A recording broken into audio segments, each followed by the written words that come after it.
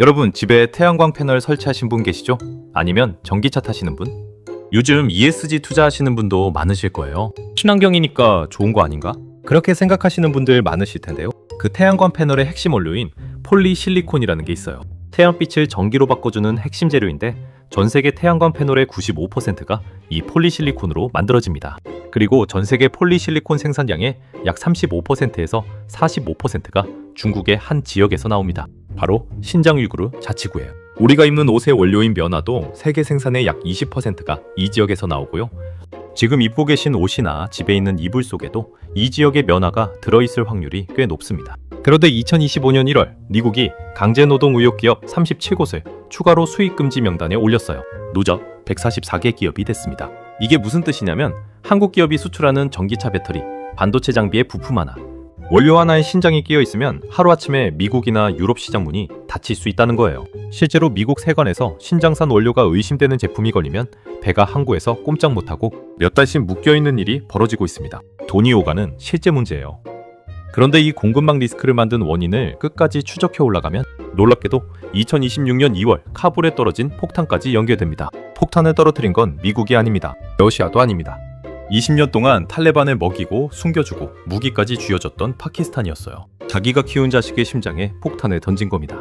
작전 이름이 걸작이에요. 가작 리하크. 번역하면 정의로운 분노.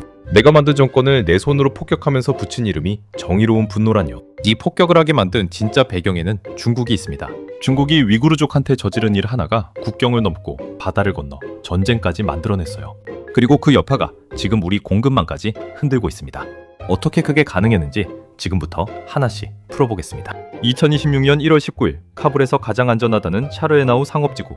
대사관도 있고 사무실도 있고 쇼핑단지도 있는 번화가예요. 여기에 란저우 소고기 국수집이라는 중국 식당이 있었습니다. 오후 3시쯤 이 식당에서 폭발이 터졌어요. 7명이 즉사했습니다. 13명 넘게 다쳤고요.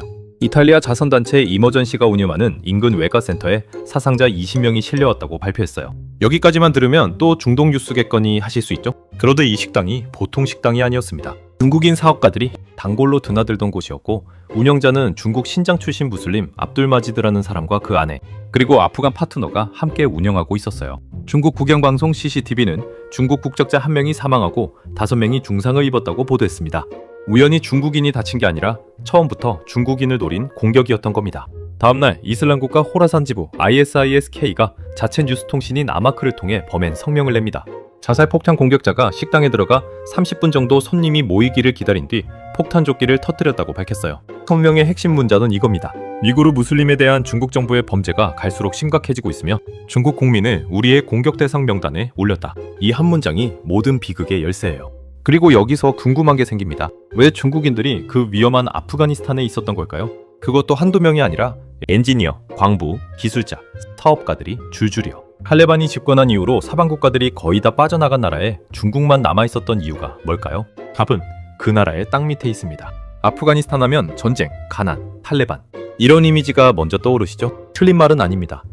하지만 이 척박한 땅 밑을 들여다보면 완전히 다른 세상이에요. 미국 지질조사국 추정 최소 1조 달러, 아프간 당국 추산으로는 최대 3조 달러치 광물이 잠들어 있습니다. 34개 주 전체에 걸쳐 1,400개 이상의 광산이 확인됐어요. 3조 달러면 우리나라 1년 국가 예산의 5배가 넘는 돈입니다. 그 중에서도 핵심은 리튬이에요. 전기차 배터리 하나에 리튬이 약 8kg 들어가는데 국제에너지기구는 2040년까지 리튬 수요가 지금의 40배 넘게 폭증할 수 있다고 했거든요. 미국 국방부 내부 메모에는 이런 표현까지 나왔습니다.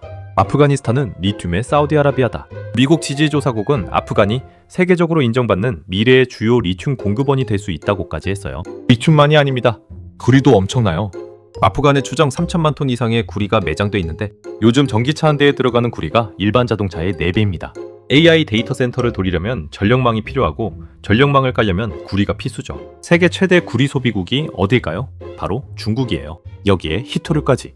약 140만 톤의 히토류가 매장된 것으로 추정되는데 반도체, 미사일, 스마트폰에 다 들어가는 이 히토류를 지금 중국이 전 세계 생산의 60, 70%를 장악하고 있어요. 그런 중국조차 더 확보하고 싶어 안달인 겁니다. 한마디로 아프간 땅 밑은 미래 산업의 원료 창고였던 거예요. 그래서 2021년 8월 미군이 20년 전쟁을 끝내고 철수한 순간 중국 머릿속에서 계산기가 돌아갔을 겁니다. 미국이 빠졌다. 탈레반은 미국한테 중앙은행 자산 95억 달러를 통째로 동결당해서 돈이 말라붙었다. 서방 원조도 끊겼다. 인구의 절반 이상이 심각한 식량 위기에 빠져있다. 우리가 돈 좀 쥐어주면 이 보물창고를 통째로 가져올 수 있다. 실제로 중국은 빠르게 움직였어요. 2008년에 따놓은 아이나크 구리건사는 약 34억 달러짜리 세계 최대급 프로젝트였고 2023년에는 아무다리아 유전 25년 개발 계약도 체결했습니다. 리튬 쪽에서는 100억 달러 투자 계약까지 발표됐어요. 12만 개의 일자리를 만들겠다는 약속과 함께요. 종이 위에서는 완벽했습니다. 그런데 현실은 그 종이를 갈기갈기 찢어버렸어요. 아이나크 구리광산. 계약 서명한 지 16년이 지난 2024년 7월에야 접근도로 공사를 겨우 시작했는데 그때까지 캐낸 구리가 정확히 제로입니다. 단 한 톤도 없어요. 중국 업체 MCC는 울타리만 세우고 철수했다는 보도까지 나왔습니다. 아무다리아 유전은 더 기가 막혀요. 2025년 6월 탈레반이 일방적으로 계약을 찢어버렸습니다. 조용히 해지한 게 아니에요. 탈레반 전사들이 총을 들고 유전에 들어와서 시설을 접수했고 중국 직원 12명의 여권을 빼앗아서 출국을 막아버렸습니다. 사실상 인질극이에요.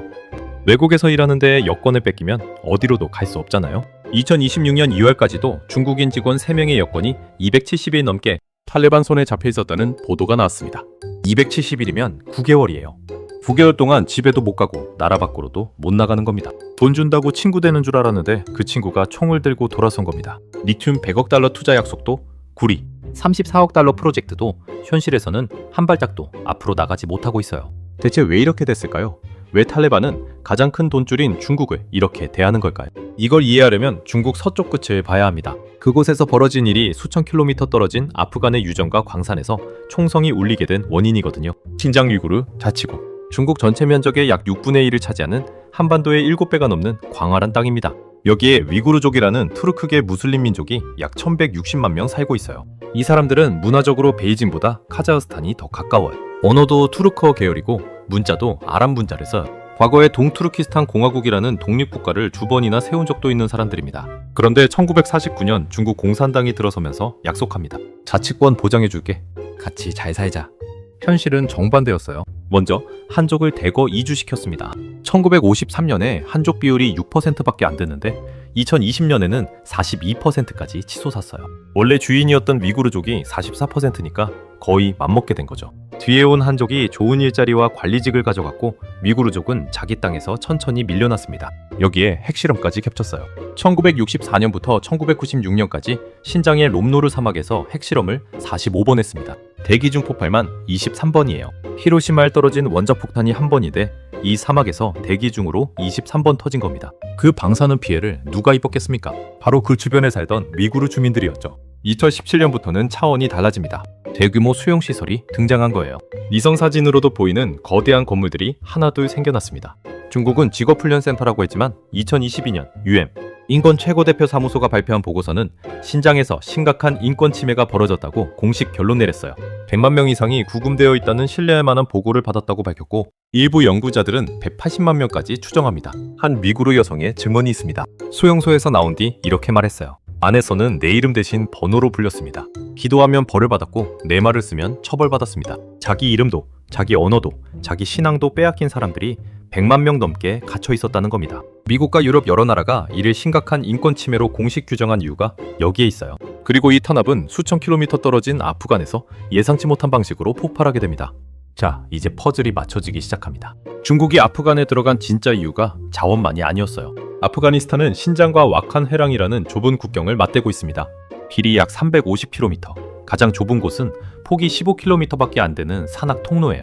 위구르 무장 세력이 이 국경을 넘어올 수 있다는 게 중국의 악몽이었죠. 탈레반한테 돈을 쥐어주고 그 대가로 위구르 무장 세력, 특히 동투르키스탄 이슬람 운동이라는 조직을 잡아달라는 거래를 한 겁니다.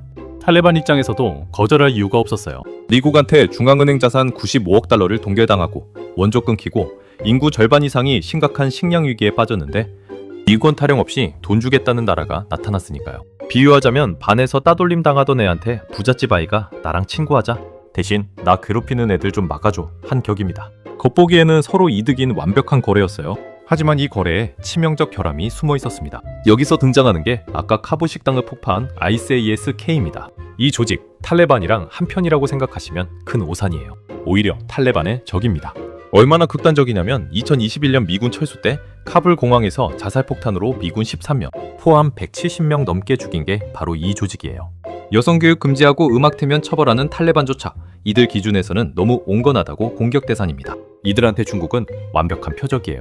위구르 무슬림 형제를 수용소에 가둔 원수이면서 자기들이 증오하는 탈레반의 최대 돈줄이잖아요. 중국인을 공격하면 이슬람의 적에게 복수하고 탈레반 경제도 흔들고 세계 뉴스 이면도 장식합니다. 그들 입장에서는 일석삼조의 카드가 되는 거예요. 그런데 진짜 위험한 건 따로 있어요. 중국의 탄압을 피해 탈출한 위구르인 일부가 이 조직에 합류하고 있다는 겁니다. 중국어를 할 줄 알고 중국 문화를 이해하고 중국인들이 모이는 장소를 아는 전사들이 들어가는 거예요. 미국의 안보전문연구소 애틀랜틱 카운슬은 이 조직이 시리아에 있는 위구르, 무장단체 투르키스탄 이슬람당과의 연합까지 추진하고 있다고 분석했습니다. 중국이 위구르를 탄압할수록 탈레반이 중국 요청으로 위구르 전사를 몰아낼수록 그들은 더 극단적인 조직으로 흘러들어가고 더 대담한 공격으로 돌아옵니다. 최악의 부메랑이 만들어지고 있는 거예요. 이 부메랑은 이미 아프간을 넘어서 날아가고 있어요. 2024년 11월에 아프간 타지키스탄 국경지역 금강에서 중국인 노동자 1명이 사망하고 4명이 부상당했고 2025년 12월에도 같은 지역에서 중국인 5명이 드론 공격과 무장 습격으로 목숨을 잃었습니다. 중국인이 일하는 곳이면 국경을 넘어서라도 찾아가서 공격한다는 뜻이에요. 중앙아시아 전체가 중국인 위험지대로 변하고 있습니다. 이 복잡한 판에 기묘하게 끼어있는 나라가 있습니다. 바로 파키스탄이에요. 숫자 하나만 기억하세요. 650억 달러, 우리 돈으로 약 90조 원입니다. 2022년 기준으로 중국이 파키스탄에 쏟아부은 경제해랑 프로젝트 10핵의 규모예요. 파키스탄 1년 GDP의 5분의 1에 해당하는 어마어마한 금액입니다. 왜 이렇게 큰 돈을 넣었을까요? 답은 에너지 안보입니다. 중국이 수입하는 석유의 약 80%가 말라카 해협이라는 좁은 바닷길을 통과합니다. 말레이시아와 인도네시아 사이에 있는 이 해협을 미국과 동맹국들이 꽉 잡고 있거든요. 전쟁이 나서 여기가 막히면 중국 경제의 숨통이 끊어져요. 그래서 파키스탄 남부의 과다르항에서 중국, 서부 내륙까지 육로로 있는 대체 루트를 만들려고 90조 원을 쏟아부은 겁니다. 기존의 말라카 해협을 거치면 12,000km인 거리가 이 루트로 가면 약 2,400km로 줄어들어요. 처음엔 파키스탄도 좋았겠죠. 392km짜리 물탄, 수쿠루 고속도로가 깔리고 라호르에 지하철이 생기고 발전소가 세워지고 마다르에 새 국제공항까지 들어섰으니까요. 그런데 세상에 공짜가 어디 있습니까? 이 돈 대부분이 고금리 대출이었어요. 공사도 중국 기업이 하고 자재도 중국산, 노동자도 중국인. 파키스탄이 빌린 돈이 고스란히 중국 주머니로 되돌아가는 구조였습니다. 체감이 잘 안 되실 수 있으니 이렇게 생각해보세요. 누가 내 집 수리비를 빌려준다고 합니다. 고마워서 덜컥 빌렸더니 시공도 그 사람 회사가 하고 자재도 그 사람 가게에서 사고 인부도 그 사람이 데려옵니다. 수리비 대부분이 고스란히 그 사람한테 돌아가는 거예요. 거기다 다 고치고 나면 내 집 거실 사용권의 91%를 40년간 가져간다고 합니다. 이게 지금 파키스탄 상황이에요. 과다르항 수입 배분이 정확히 그렇습니다. 파키스탄 국회에서 공식 확인된 건데요. 수익의 91%를 중국 해외 항만 지주회사가 가져가고 파키스탄은 9%만 받습니다. 40년 동안요. 자기 나라 항구 수입의 91%를 남한테 바치는 셈이니 이게 투자인지 종속인지 구분이 안 되는 거죠. 이 상황에서 파키스탄 내부 무장단체들이 잔인한 계산을 합니다. 파키스탄 탈레반 TTP와 발루치스탄 해방군, 이 두 조직은 목표가 서로 달라요. TTP는 이슬람 국가를 세우려 하고 발루치스탄 해방군은 자원부자 발루치스탄주의 독립을 원합니다. 하지만 전략이 하나로 일치해요. 중국인을 공격하라. 파키스탄 경제가 중국 돈으로 돌아가잖아. 중국인을 공격해서 프로젝트를 멈추면 경제가 무너지겠네. 본줄을 끊는 경제 테러 전략이었습니다. 실제로 2021년 수력발전소 공사 현장에서 버스 폭탄으로 중국인 포함 13명이 사망했어요. 2024년에는 자살폭탄으로 중국인 엔지니어 5명이 목숨을 잃었고요. 공격이 계속되니까 중국은 경고했습니다. 우리 국민 안전 못 지키면 투자 끊겠다. 최후 통첩을 달린 거예요. 중국 돈 끊기면 나라가 망하게 생긴 파키스탄은 발등에 불이 떨어졌죠. 그런데 여기서 이야기가 기막히게 꼬입니다. 테러범들이 1600km 길이의 험준한 국경을 넘어 아프간으로 쏙 도망가 버린 거예요. 파키스탄이 탈레반한테 그놈들 넘겨달라 했더니 탈레반 대답이 뭔지 아세요? 미안한데 걔네 같은 무슬림 형제라 못 넘겨. 파키스탄 입장에서는 피가 거꾸로 솟을 일입니다. 탈레반이 2021년에 정권 잡을 수 있었던 게 다 파키스탄이 수십 년간 뒤에서 키워준 덕분이거든요. 돈도 주고 무기도 줬고 전략적 은신처도 제공했어요. 그런데 지금 와서 무슬림 형제라서 못 넘긴다고요? 결국 코너에 몰린 파키스탄이 극단을 선택합니다. 2026년 2월 11일 파키스탄 국방장관 콰자 아시프가 라마단 전까지 아프간 내 TTP 은신처를 공격할 수 있다고 경고합니다. 2월 19일에는 아프간 대사에게 공식 경고를 전달했어요. 그리고 2월 21일 밤 파키스탄 공군이 난가르하르, 합티카, 호스트주에 있는 TTP와 ICAS-K 캠프 7곳을 공습합니다. 탈레반은 민간인과 종교시설이 타격당했다며 반발했고 어린이 11명을 포함한 18명이 사망했다고 주장했어요. 그리고 2026년 2월 27일 정의로운 분노작전이 시작됩니다. 카불, 칸다하르, 팍티아, 난가르하르의 대규모 공습과 지상 공격이 동시에 펼쳐졌어요. 파키스탄 국방장관은 아예 공개전쟁을 선언했습니다. 우리의 인내심이 바닥났다. 지금부터 공개전쟁이다.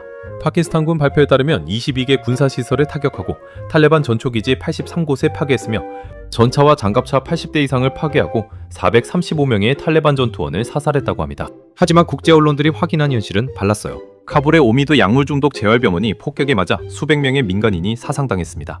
이 병원은 3,000명 가까운 환자를 수용하고 있었거든요. BBC가 2023년에 취재했던 바로 그 병원이었고 뉴욕타임스가 위성사진으로 피해를 확인했어요. 노르웨이 난민위원회 아프간 책임자는 주변의 군사시설은 보이지 않았다고 증언했습니다. 자기가 키운 자식한테 폭탄을 던진 겁니다.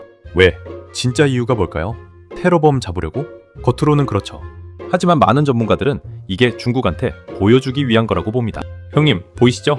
우리가 피 흘려가면서까지 형님 투자 지키려고 합니다. 제발 돈줄 끊지 마세요. 경제적 생존을 위해 자기가 만든 탈레반을 폭격하는 겁니다. 한 걸음 뒤로 물러서 전체 그림을 보시죠. 중국이 위구르족을 탄압합니다. 분노한 위구르인 일부가 극단주의 조직에 합류합니다. 그 조직이 중국인을 공격합니다. 중국은 탈레반한테 돈을 줍니다. 탈레반은 약속을 지키지 않습니다. 불똥이 파키스탄으로 튀고 파키스탄은 살기 위해 탈레반을 폭격합니다. 이 불씨는 타지키스탄까지 번져 중앙아시아 전체가 흔들립니다. 하나의 탄압이 대륙 규모의 연쇄 폭발을 만든 거예요. 이게 먼 나라 이야기로 끝나면 좋겠지만 아닙니다. 우리 일상 안에 들어와 있어요. 아까 처음에 말씀드렸죠. 태양광 패널의 핵심 원료 폴리실리콘 전 세계 생산의 45%가 신장에서 나와요. 연화는 세계 생산의 약 20%, 전 세계 태양광 패널의 95%가 이 폴리실리콘을 원료로 쓰는데 그중 거의 절반이 신장에서 만들어진다는 겁니다. 2024년 국제인권단체 보고서는 현대자동차를 포함한 30개 넘는 글로벌 자동차 브랜드가 신장, 강제노동 의혹이 있는 부품 공급망에 연결되어 있다고 경고했어요. 알루미늄, 강철, 내장재, 전자부품까지 추적해보면 신장을 거치는 부품이 수두룩하다는 겁니다. 미국은 이미 위구르 강제노동 방지법을 시행 중이에요. 2025년 1월에만 37개 기업을 추가해서 총 144개 기업이 수익 금지 명단에 올랐습니다. 연화 관련 26개, 태양광 실리콘 관련 6개, 광산 관련 5개, 유럽도 공급망 실사 의무를 강화하고 있고요. 무슨 뜻이냐면요. 우리 한국 기업이 수출하는 전기차 배터리, 반도체 장비, 태양광 부품 중에 원료 하나라도 신장 공급망에 연결되어 있으면 하루아침에 미국이나 유럽 시장에서 퇴출될 수 있습니다. 기술 경쟁만이 아니라 그 기술의 재료가 어디서 어떻게 만들어졌느냐까지 따지는 시대가 온 거예요. 이걸 공급망 인권 실사라고 하는데 앞으로 이게 무역의 새로운 비관세 장벽이 될 겁니다. 2026년 3월 현재 파키스탄과 아프간의 전쟁은 진행 중이에요. 러시아, 터키, 사우디, 이란이 중재를 제안했지만 해결 기미는 없습니다. ISSK는 다음 공격을 준비하고 있을 거고 위구르 전사들의 합류는 계속되고 있어요. 중국의 90조짜리 1대1로는 이 불길 위에 서 있고요. 다음에 어디서 폭탄이 터질지 그 불똥이 우리 공급망 어디까지 튈지 아직 아무도 모릅니다. 하나 확실한 건 이제 뉴스에서 위구르, 신장, 시팩, ISSK라는 단어가 나오면 그냥 먼 나라 이야기로 넘기시면 안 된다는 거예요. 그게 내가 사는 제품의 가격, 내가 투자한 기업의 공급망, 내 일자리에 직접 영향을 줄 수 있는 시대가 됐으니까요. 시청해주셔서 감사합니다.